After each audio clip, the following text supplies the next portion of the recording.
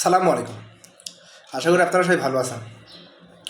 কিছুদিন আগে আপনাদের মাঝে একটা ভিডিও দিয়েছিলাম, এক জায়গার থেকে চুনা মাছ, এক আড়ত থেকে চুনা মাছ অনেকগুলো কিনে আনছি।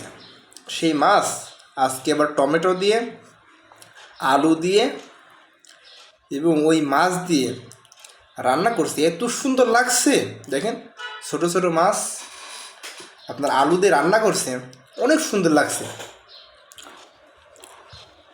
এবং টাটকা মাছ হইলে খাইতে দিয়ে এত সুন্দর লাগে, তার আর ভাষায় প্রকাশ করতে পারবো না। আসলেই রান্নাটা অনেক সুন্দর হয়েছে। এই রান্নাটা কিন্তু আমি নিজের হাতে কিন্তু করছি। আমি বাসায় থাকলে মনে করেন রান্না করতে অনেক ভালো লাগে, এবং যখনই সময় পাই তখনই মনে করেন রান্না করি।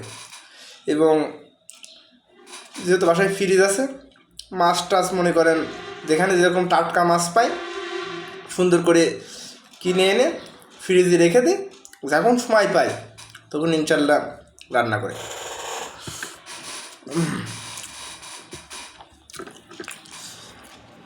সেই স্বাদ।